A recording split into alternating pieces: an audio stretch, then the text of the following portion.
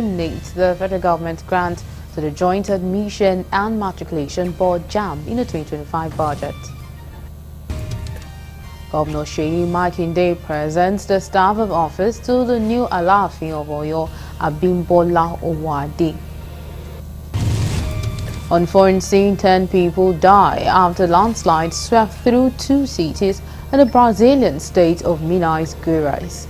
Details of these and more will come to you shortly. Just stay with us.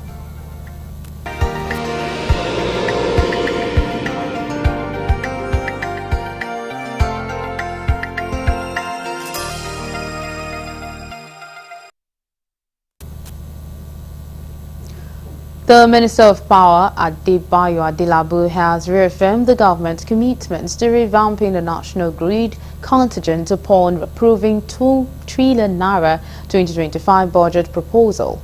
He made the commitment when he appeared before the Senate Committee on Power for the 2025 budget defense. Correspondent Kalujo sent in this report. The Minister of Power, Adebayo Adelabu, emphasized the need for substantial upgrades to stabilize electricity supply and reduce frequent outages. If you look at our budget, 2025 budget, the total budget that we have here, I will restrict it to capital expenditure. The requirement is just a mundane. And we all know the component of required expenditure, which is salaries and overheads, administrative overheads. But for capital expenditure, the total for the sector, which is the ministry and its agencies, is about 2 trillion naira. But in 2025, the focus of the Presidential Power Initiative and other activities of the Transmission Company of Nigeria is to ensure that the grid does not collapse as frequent as it did in 2024. And the issue of banalization, which was also a major reason for the grid disturbances. A cross-section of lawmakers expressed their concern to the Minister of Power about the recent electricity outages across the country. They emphasized the urgency of addressing Nigeria's electricity challenges and ensuring that budgetary allocations translate into tangible improvement in the power sector. In Plateau State, 70% of the population are without light. That aspect, 2 senatorial districts are without power. And that is we're talking about agriculture. This the area that was producing heavy rice. Even milling, ordinary milling, you can't do milling. My local government, even though we are riverine, even though we produce so much to the development of Nigeria in terms of oil production, after Oloibri in 1956. In 1957, oil was also found in my local government headquarters, Oporoma, in commercial quantities. And up to today, there is no light there. This is your Ban A. I believe where I live is Ban A. I live in Asokoro. And I believe Asokoro is it not Ban A? Oh, what Ban are we? It should be Ban A. Asokoro. Ban A. I don't think we get 60% light. And secondly, more importantly, cables. There are cables underground. In most cases, they break down, and we use our money to fix the transformers. Responding, the minister reiterated the ministry's commitment to improving the power sector to serve Nigerians better. He emphasized that no effort should be spared to ensure electricity reaches all parts of the country. He expressed optimism that these initiatives would significantly enhance the reliability of Nigeria's electricity supply once implemented. Plateau State, sir, I think we have taken note. Distinguished Senator, former minister, former governor, and former minister too, has mentioned this several times. And I believe TCN will look into those 2 senatorial districts in Plateau State and ensure that that's Makere, Panshin, yes. We have not even listed the locations. All we need to do is to buy the number of transformers these are not can afford and distribute it evenly in into local governments and wards, so that every House of Rep member, honorable, every distinguished senator will have a number of transformers they can actually take to their constituency. The committee therefore announced plans to hold a joint meeting with Minister of Power and representatives of DISCO alongside other distribution companies to clearly define areas of responsibility and streamline operations for better service delivery.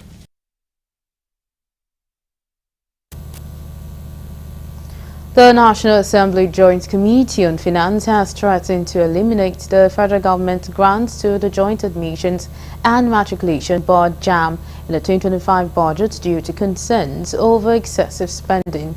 These developments follow the presentation of JAMB's 2025 budget proposal by its registrar, Professor Ishaku Luide, to the Senate and House of Representatives Joint Committee. During the presentation, Oluide revealed that JAMB remitted 4 billion naira to the Consolidated Revenue Fund in 2024, but received a grant of 6 billion naira from the federal government. Correspondent Kulujo reports that the revelation drew sharp criticism from committee members, including Rep. Abiodun Faleke and Senator Adams Oshomole. We have the sources of IGR, registration of UTME, registration for direct entry, services on e-facility, consultancy and miscellaneous. This comes to 19 billion 816 million. And the federal government personnel grant direct centrally paid is 6 billion 638 550 716. And on that page 13, we have the expenses, and going up to page 14, and remittance, operation surplus, remittance to CRF is 4 billion naira. Falike questioned why JAMB, a self-sustaining agency, should rely on government funding, just as he queried why it kept the 4 billion naira and still receiving government allocations. Oshomole also criticized JAMB's expenditures, highlighted 1.1 billion naira spent on meals and refreshment, 850 million naira on security and cleaning, and 600 million naira on local travel in 2024. He demanded an explanation for the 6.5 billion naira allocated for local training, remarking, among others, the committee urged JAMB to justify its spending and reconsider its reliance on government grants. Instead of you giving us 4 billion and we're giving you 6 billion, take your 4 billion and pay your salaries. We don't mind that, but so, permit me to... Sir, we are not debating it. I'm sorry. Take your 6 billion, take your 4 billion, which you wanted to release, and save yourself and pay your salaries. Give you what your business knows. Thank you, sir. Thank you. Next thing is, in 1 year, we monetize compensations. As a senator, I am not entitled to a personal car because my salary has been monetized. And then you have utility cars. And when we go into the detail, these are cars that the managers will use. They are not in the pool. They are assigned to officers in clear violation of the monetization policy. But if it is something that goes down to level 8, level 9, level 10, level 12, I have no problem. But usually this is something that goes over around the MD, the level 17, level 13, and few privileged people.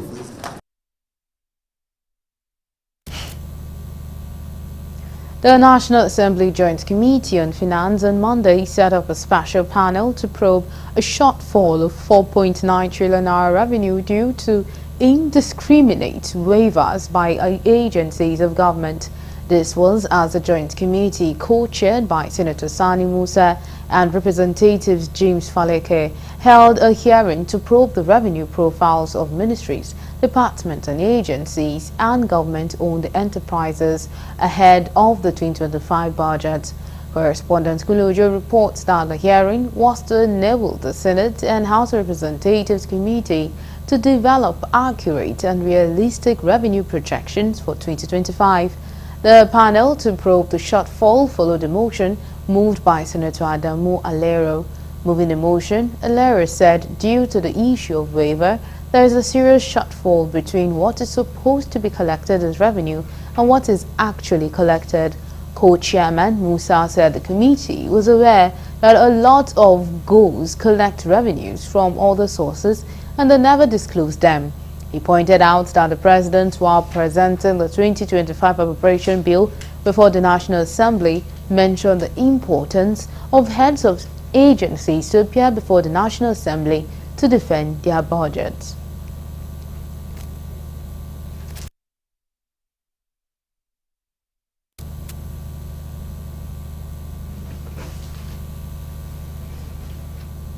The House of Representatives has expressed displeasure over the absence of the Minister of Interior, the Controller General of Customs and the Controller General of Immigration at an investigative hearing on border security and trade moderation.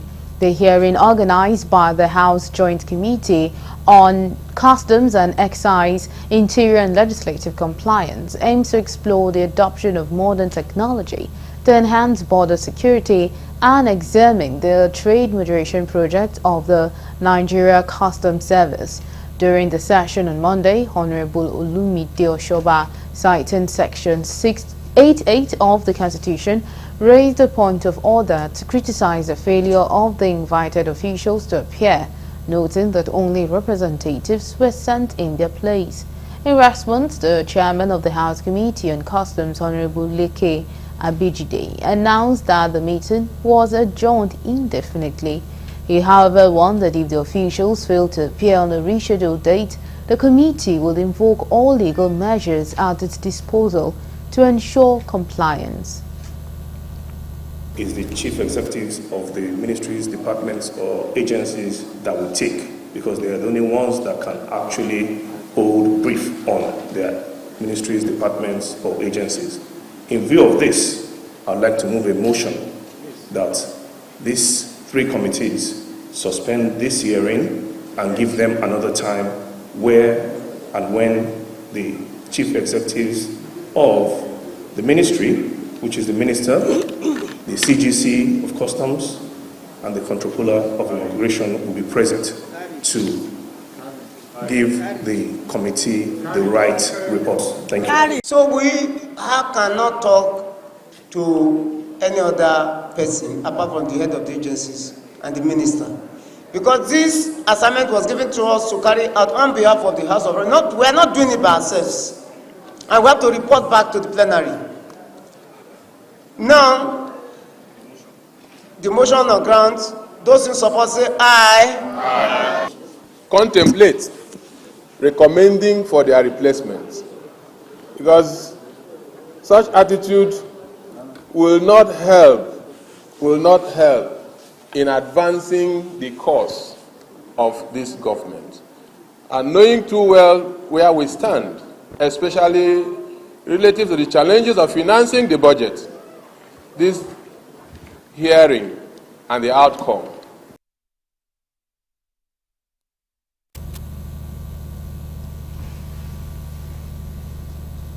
The House of Representatives has expressed satisfaction with the implementation of the Nigerian Army's 2024 budget.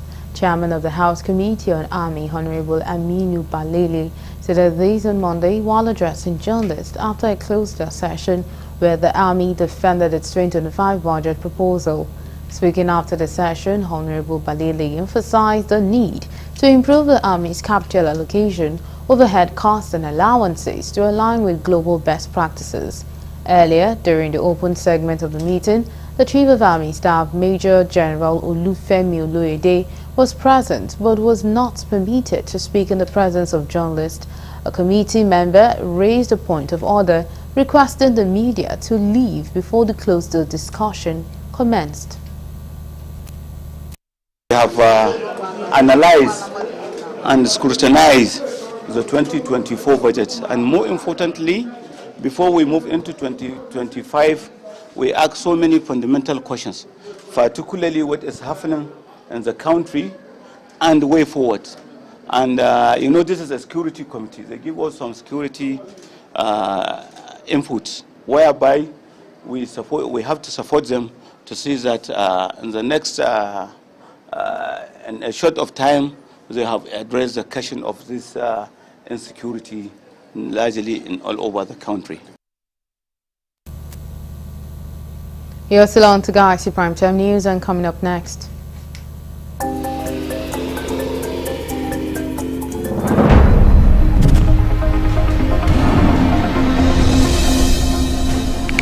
Members of the Lagos State House of Assembly impeached Speaker Mudashiru Obasa, replacing him with his deputy, Lasbat Miranda. Details of these will come to you shortly after the break. Just stay with us.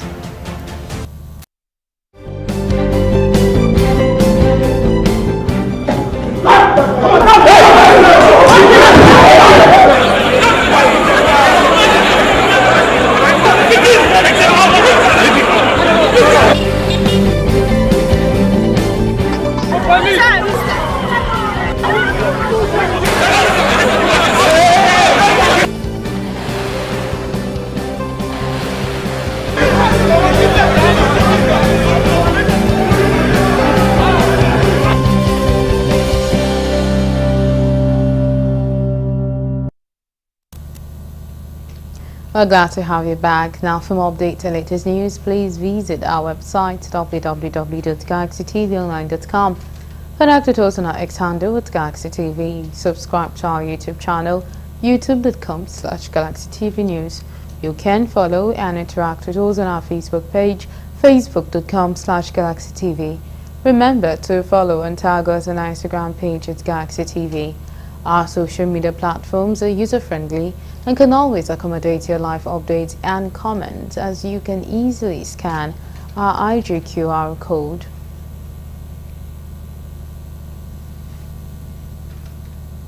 Members of the Lagos State House Assembly have impeached Speaker Mudashiru Obasa, citing multiple statutory and financial infractions as the basis for his removal.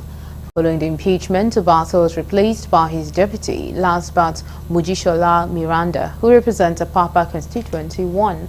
Miranda, a former chief whip of the House, is now the new speaker. In a subsequent reshuffle, Honorable Fatai Mujid was elected as the new deputy speaker.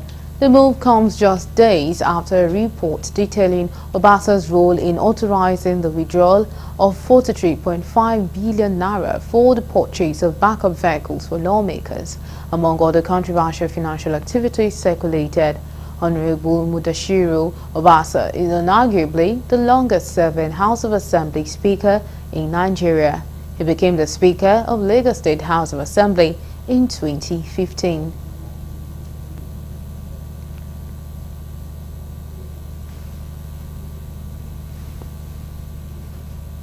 Oyo State Governor Seyi Makinde has issued a stern warning to those attempting to destabilize the traditional institution in the state, vowing to prosecute whoever is found culpable.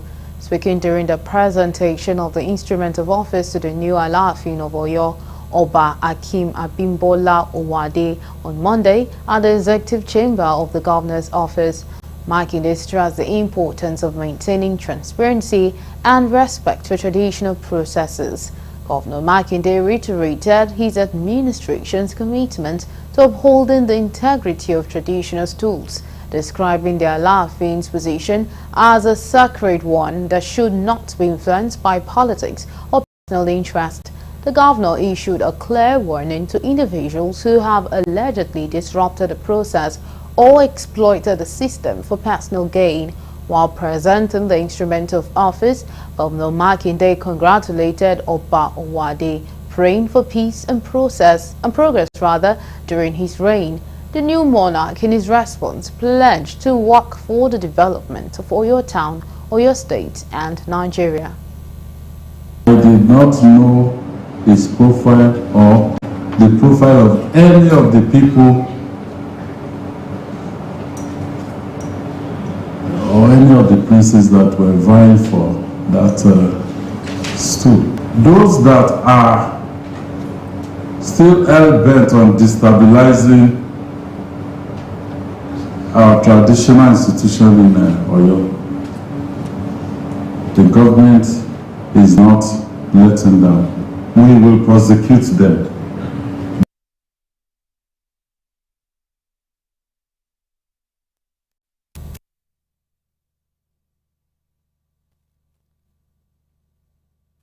An Oyo State High Court sitting in Ibadan, the state capital, has granted bail to the principal of Islamic High School Bashorin Ibadan, Abdullahi Fasasi, the proprietor of Agidigbo FM, Alhaji Oriyomi Hamzat, and Olori Naomi Shilekonla. The bail was granted by Justice K.B. Olawin on Monday for 10 million naira each and required to provide 2 sureties. Defendant argued the bail applications before the court last Tuesday, but the court later ruled that the defendant should be remanded in prison till today, Monday, for a ruling on their bail application. The 3 are being prosecuted for a stampede that occurred at the school where 35 children died during the incident, which happened on Wednesday, December 18, 2024. The ruling has just been delivered by the court, and the applicant, Alhaji Oriyomi Hamzat, has been admitted to bail. Conditions of bail are usually as stated by the court, which is he must produce 2 sureties who are prominent individuals in Ibadan, and they must produce their passports, and they must be willing to enter into an undertaking to produce him whenever his attention is needed for the trial. Then Oriyomi was enjoined not to make any broadcast or say anything concerning the matter in court.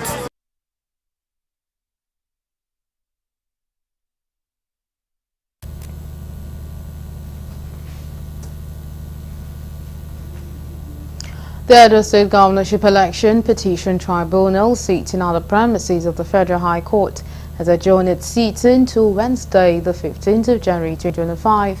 This was made known by the legal advisor of the All Progressive Congress in the state, Barrister Stephen Okoro.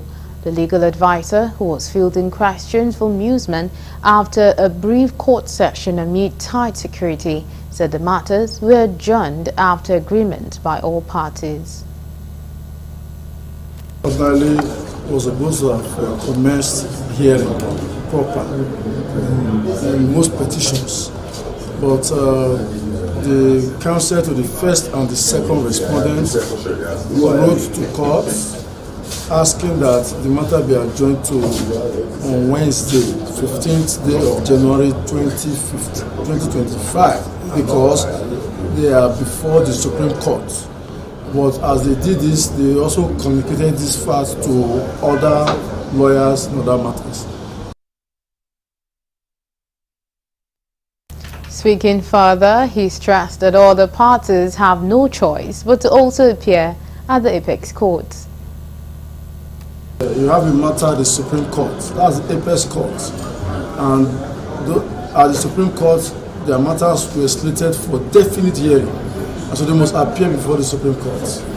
That's it. So what they did was to go to the Apex Court, and then go and answer.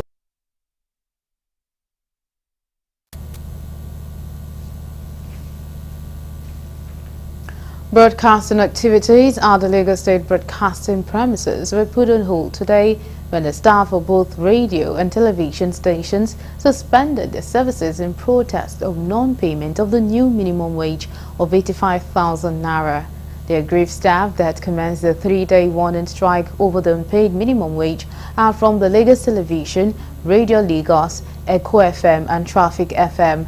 The workers decried government failure to implement the minimum wage, which has been paid to other state employees since December 2024.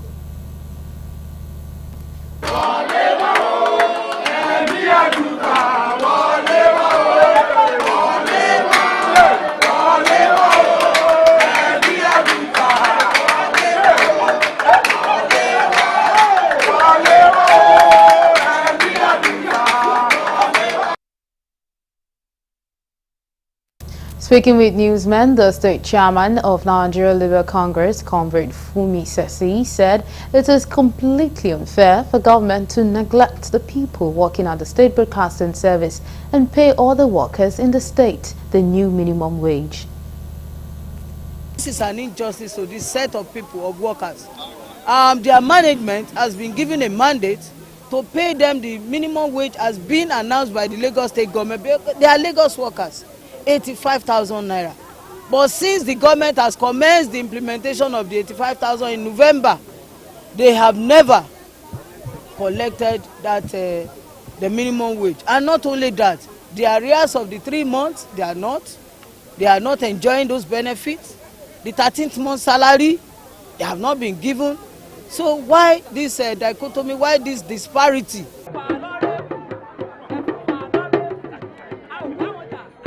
It was said that the unions, both RATAWU and NUJ, have previously issued a notice to the state government following unproductive meetings that failed to address the demands before the decision to embark on the warning strike. Students of Moshood Abiola Polytechnic, Ogun State, who graduated between 2022 to 2025, stormed the school premises on Monday to protest over the delay of their result. The students, armed with placards with anti-school management inscriptions, shut down the school, denying academic, non-academic staff as well as vehicular access into the premises. Addressing newsmen on behalf of the student, a former student leader, Comrade Oguntola Sunday Ayomide, submitted that the action of the management of the institution has affected no fewer than 5,000 students, appealing to Governor Dapo Abiodun to come to their aid. In his reaction, the institution's head of communication and protocol, Yemi Ajibola, said the management is still verifying the students' no results, saying the school discovered that some students submitted fake credentials to the school. Meanwhile, the school management has shut down the school indefinitely. Protest to us is the festival of the oppressed, and we are here to register our utmost displeasure about the injustice being put upon us by the management of this prestigious institution. Well, we graduated a couple of years ago, that was 2023, and ever since our graduation, the management has refused to mobilize us for NYC. They refused to give us access to our statement of result. And this is just one of the many injustices the management has been putting upon us. Recently, they just increased the school fee of the students. They increased it last year and again this year again. For the purpose of our gathering, to register our display, because after our exam, after we ran up exam 2023, to this present moment, we don't have access to our results yet. These are students from other schools. They did their ND, National Diploma, from other institutions, and they came to Moshood Polytechnic for HND. Now, we have to do the verification of their result and transcript submitted to school for admission. Well, we've admitted them, and we got that information that most of these results presented to our school and even transcripts for admission were fake.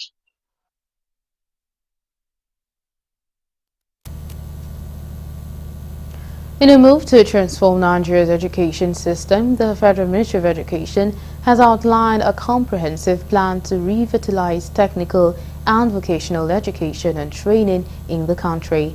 The Honorable Minister of Education, Dr. Tunji Alausa, revealed this plan during a meeting with provosts and rectors of federal colleges of education, federal polytechnics and allied institutions. The minister emphasized the need to align education with Nigeria's National Development Plan, focusing on areas such as renewable energy, ICT, manufacturing and agriculture. Correspondent Kunojo reports that to achieve this lofty objective, the minister charged all arms of tertiary institutions in the country to desist from persistent infighting, but should work in unity. Suggest that we avoid, between university, polytechnic and college of education, let's avoid this gotcha that we're fighting, this little subtle bickering. Let's look at things in a factual way. Today I see the budget of Beirut, I see the numbers. Each federal colleges of education and each polytechnic get more money from tech fund than the universities. The College of Education get more money. In their separate remarks, the representatives of Provost of Colleges of Education, Professor Farouk Haruna, representatives of rectors of Federal Polytechnic, Professor Aliyu Maman, and the Chairman, National Sports Commission, Shehu Diko, assured the Minister of the determination of the respective institutions to align with the education policies of the present administration. We assure the federal government of our unflinching commitment to its effort at bettering teacher education. Sir, Honorable Minister, with your track record of excellence and experience on the job, we are confident that together we will elevate colleges of education to an enviable level of productivity and teacher development.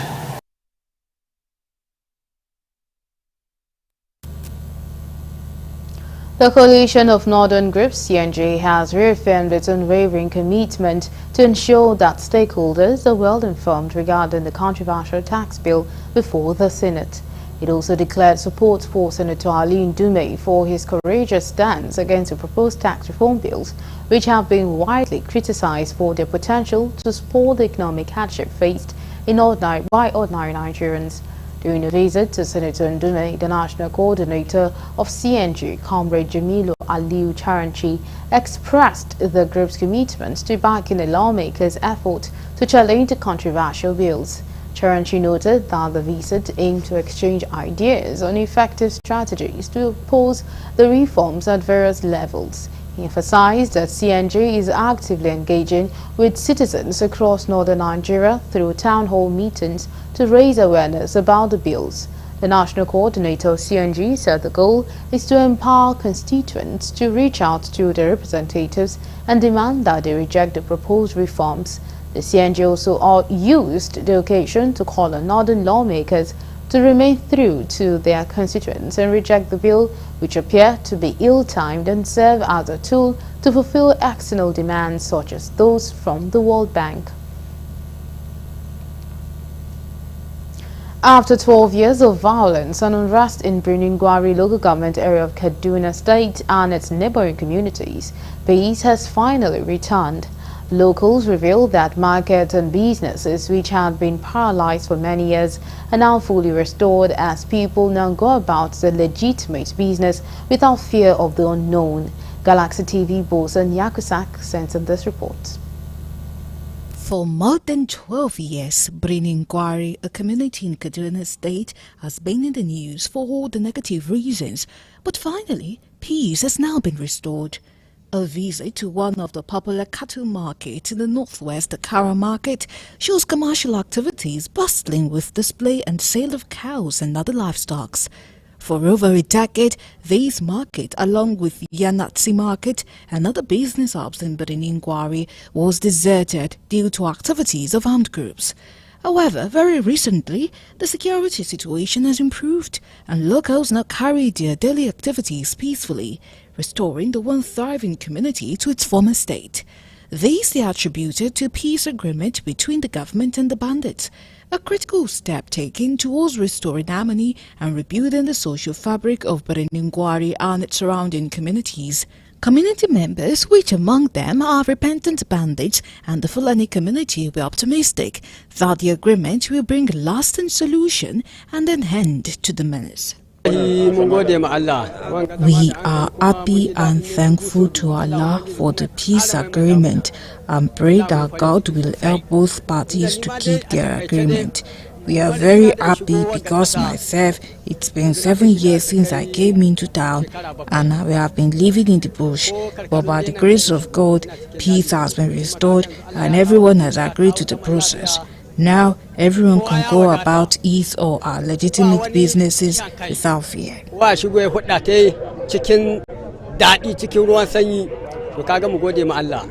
Some members of the community expressed joy over the return of peace in Birnin Gwari, but are also appealing to government to bring back social amenities to the community so that the people from the area will not be left out but have government presence. When you come from Kaduna, at least it's just 1 hour 15-minute journey, but you can spend more than 2 hours on the road. And then this is a highway. This is a highway that link from southern part and northern part. If you come from Lagos, you can easily go to Puntua, Sokoto and Kano. Then you can go to Kaduna. But now, due to the deplorable situation of the roads, some of our motorists, they prefer to follow Abuja. Now the peace is now returned. You can see how the heavy trucks and other types of car are following the roads. That is why we are appealing, especially His Excellency Mr. President. We know he has Birnin Gwari in his heart because during his campaign, he even came to Birnin Gwari. And we want him to come and please rescue us and see what he can do for us. Complete sense of forgiveness between the two. And this is just a unit of analysis. If I will expand my story, you see the whole community being in a celebratory mood because most of them have not seen each other for a very long time. They are a kind of forgiving each other, embracing each other, buying and selling amongst themselves. And then the whole community, is, as I said, is in a celebratory mood. So I can say this peace pact has worked and is working and is something that should be emulated in other states that have similar problem of conflict between the Fulanis or the Hausa or between bandits and the peasant. Salisu Isa, the local government area chairman of Birnin Gwari, expressed his hope that with the support of the locals, the peace agreement will yield positive reasons and sustainability. But added that there are challenges and obstacles that need to be resolved first. Some challenges. There are some that I cannot even reveal to you, but we are trying to manage them.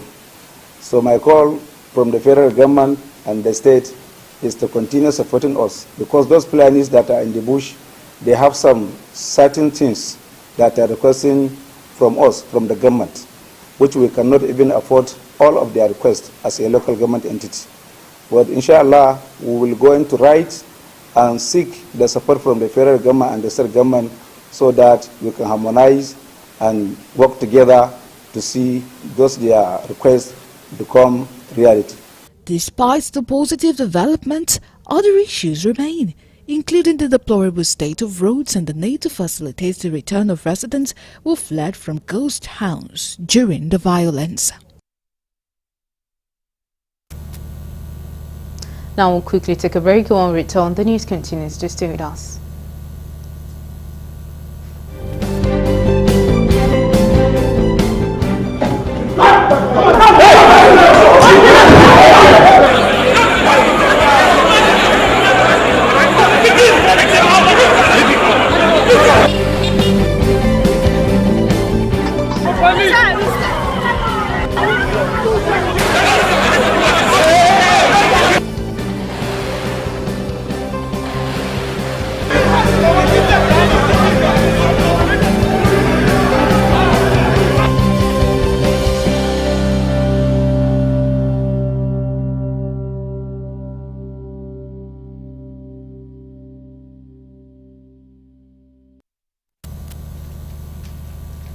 For Nigeria to achieve food security and sufficiency, governments and citizens must work together to prefer solutions to numerous challenges confronting the agricultural sector in the country.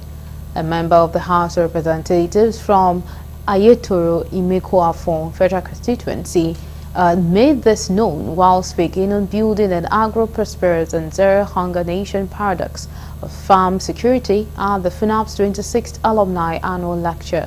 He says Nigeria loses about 40% of its potential revenue in agriculture due to different threats and called for more effort from key players to rescue the sector. He says the country needs more investment in security, road infrastructure and technology in order to support agricultural development. He confirmed that the current administration is working towards helping the country to become an agro-prosperous nation and projected what the sector is capable of bringing to the country. Agro-prosperity laid the economic groundwork necessary for achieving zero hunger by generating the resources essential for a robust food system. In turn, zero hunger strengthens food security by ensuring reliable access to nutritious food at all times. Agri will contribute 35% to our GDP, generating about $180 billion annually.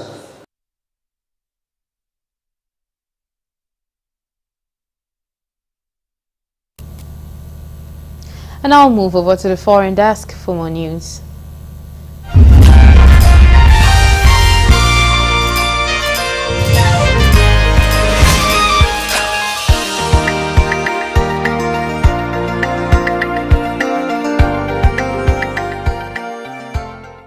This is news from the international scene.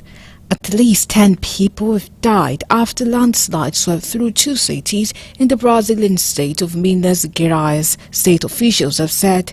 The Bethania neighborhood in the city of Ipatinga was the worst affected by the mudslides, which were triggered by torrential rain. The mayor's office said that 204 millimeters of rain fell in Ipatinga on Sunday morning. Landslide following torrential rains are not uncommon in the rainy season, with neighborhoods precariously built on steep hillside the worst hit. At least 150 people have been left homeless in the city, which is located some 570 kilometers north of Rio de Janeiro. The mayor said the city has been surprised by the intense rains. There was no time for people to prepare, according to news. At least 9 people were confirmed to have died in Ipatinga, while another body was found half an hour's drive north in Santana do Paraíso. Local media reported that 2 youth managed to escape alive from a home where 5 of their relatives died buried under the mud. The city's health sector was also damaged by the landslide, Ipatinga's health minister said. At this time, the health center is in no state to attend to people, and other patients who were here waiting to be transferred have been moved, Wallington Medeiros said. He thanked neighboring cities for offering to help. The governors of Minas Gerais, Romeu Zema, said he would visit the affected area later on Monday. A methane gas explosion caused a mine located around 40 kilometers from the city of Quetta in Pakistan's southern Balochistan province to collapse in on itself last week. It is believed that 12 workers died in the tunnels. The search for the final person continues. 2 coal miners were killed on Sunday when a second mine collapsed in Ania, another district in Balochistan. Last week, Pakistani security forces also rescued at least 8 of 16 mine workers who had been kidnapped by local militants in the northwest of the country. An operation is still underway to rescue the remaining miners. Dozens of mine workers are killed in Pakistan each year due to accidents and explosions. Safety standards are commonly ignored in the coal mining industry, and miners complain that owners fail to install safety equipment. A particularly dangerous red flag warning has been issued for the Los Angeles area by the National Weather Service. Strong wind speaking in 70 miles per hour on Tuesday could cause explosive fire growth, the NWS says. This is the same level of warning that came ahead of last week's 100 miles per hour gust. 3 wildfires are still burning in the LA area. The largest, the Palisades fire, is just 13% contained. Meanwhile, the number of people killed has risen to 24. In a news conference last night, National Weather Service meteorologist Rich Thompson said the red flag warning will remain in place until 6 p.m. local time on Wednesday. This means conditions are ideal for wildfire combustion and rapid spread. The Santa Ana winds are back, a normal phenomenon, but when they're strong, they can turn dangerous, as they did last week. The vegetation is still very, very dry, so that leaves a recipe to produce some very critical fire weather conditions, says Thompson. The most recent forecast says gusts will peak at 70 miles per hour on Tuesday, which is lower than the winds that fueled the fires initially and grounded firefighting aircraft, so no flame could be doused from above. Still on the international scene, U.S. President Joe Biden and Israel Prime Minister Benjamin Netanyahu have spoken by phone in Biden's final week in office as momentum builds towards a Gaza ceasefire and hostages release deal. Israel and Hamas are understood to be making progress, but uncertainty remains over key aspects of the potential agreement. The White House said Biden discussed a fundamental change regional circumstances following Israel's ceasefire with Hezbollah in Lebanon, the fall of the Assad regime in Syria, and the weakening of Iran's power in the region. Netanyahu's office said he had updated Biden on instructions he had given to senior negotiators in Doha in order to advance the release of the hostages. During Sunday's call, which was the first to be publicly announced since October, Biden stressed the immediate need for a ceasefire in Gaza and return of the hostages with a surge in humanitarian aid enabled by a stoppage in the fight under the deal. It came a day after Netanyahu sent a top Israeli security delegation, including directors of the Mossad spy agency and Shin Bet security service, to indirect negotiations in Qatar's capital, mediated by Qatari, US and Egyptian officials. Israeli media reported that Netanyahu was meeting members of his cabinet opposed to a ceasefire deal to persuade them not to resign. Ukraine's president is offering a prisoner swap with North Korean soldiers it has captured in exchange for Ukrainians held by Russia. Volodymyr Zelensky has made a direct appeal to leader Kim Jong-un after seizing 2 North Koreans in Russia's Kursk region. In addition to the first captured soldiers from North Korea, there will no doubtedly be more. It's only a matter of time before troops manage to capture others, he said in a video posted on X. It is the first time Ukraine has announced the capture of North Korean soldiers since their entry into the nearly 3-year-old war last autumn. Ukraine is ready to hand over Kim Jong-un's soldier to him if he can organize the exchange for our warriors who are being held captive in Russia, Zelensky added. One of them soldiers expressed the desire to stay in Ukraine, the other to return to Korea, said Mr. Zelensky, adding that for North Korean soldiers who did not wish to return home, there may be other options available. South Korea's spy agency confirmed that the 2 soldiers have not expressed interest in seeking asylum in the democratic country. Ukrainian and Western assessments say that some 11,000 troops from Russia's allies North Korea have been deployed in the Kursk region to support Moscow's forces, although Russia has neither confirmed nor denied their presence. Lastly, on the international scene, in the build-up to Germany's election on Saturday, while its conference was underway in the eastern city of Resa in Saxony, Alternative für Deutschland AfD laid out ambitions to close Germany's borders, reasoned by Russian gas and, in effect, dismantle the EU. German media reported the party's agreed manifestos includes plans to quit the Paris climate deal, exit the euro currency, and create a new confederation of states. The AfD's leader, Alice Weidel, even publicly embraced the term remigration, a word that is widely understood to mean the mass return or deportation of people with a migrant background. Thousands of anti-AfD protesters swarmed the street in Resa, seeking to obstruct access to the conference venue. When Alice Weidel eventually took to the stage to describe the activists outside as a left-wing mob, it is a striking departure from just a year ago when she sought to distance herself from a scandal that centered on a highly controversial concept. There were nationwide anti-AfD demonstrations after it emerged that senior party figures had been among those at a meeting where remigration was allegedly discussed with Martin Sellner, an Austrian far-right activist who has a neo-Nazi past. And that's it from the international scene.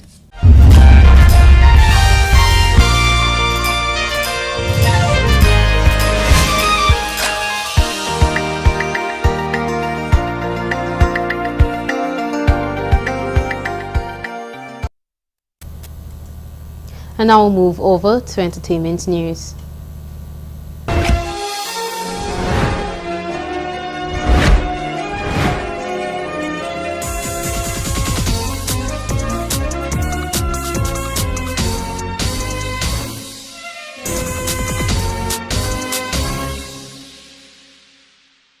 Welcome to Entertainment News on Galaxy TV. My name is Gratitude Mokode. Here are the stories for today. Nigerian singer Blackface has said the notion that he accused his colleagues of stealing his intellect property for fun was flawed, stressing that none of those he has accused has denied committing the crime. He said most of his colleagues are jerking his song because they love his vibe. However, he mentioned that they were doing it wrong by not crediting him. Speaking in a recent interview, Blackface said, and I quote, "People jerk my vibes, they love them, it's not their fault.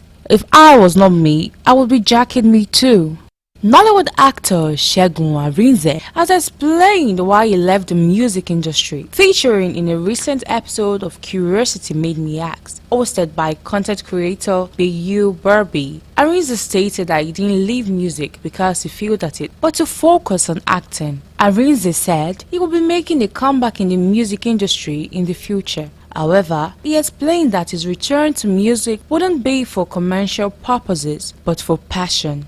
A few days ago, after partnering with the YBNL record label, Nigerian singer Asake debuted his first new look on social media, revealing that he shaved off his signature mustache and got new facial tattoos. His new look has since got Nigerians talking over the past week, as many said he looks unrecognizable, especially after previously cutting his dreads off last year.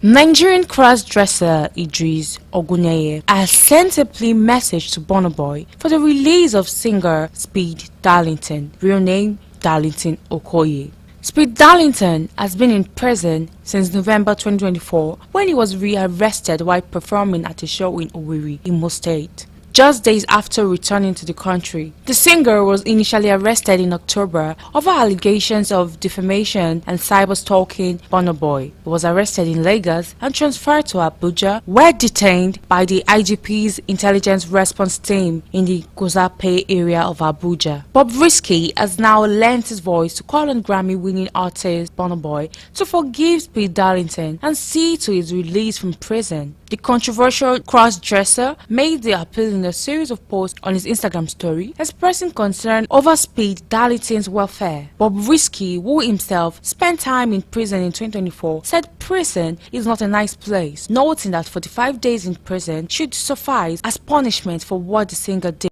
Crossdresser, however, managed to throw in a subtle shade at Speed Darlington and made a plea for his release, as he suggested the singer may not be rich enough to buy his way into the VIP section of the prison. It is the 6th wedding anniversary of Nigerian power music couple Adekunle Gold and Simi. Taken to her Instagram page, Simi shared clips of them over the years as she noted how it has been 6 years of blissful union. The mother of one noted how Adekunle still makes her laugh. Simi declared that Adekunle is the best man she knows and he is still the one for her. Alright, that's all we have on entertainment news. Thank you so much for watching and keep watching entertainment news on Galaxy TV. My name is Gratitude Mokwede. Enjoy the rest of your day. Bye.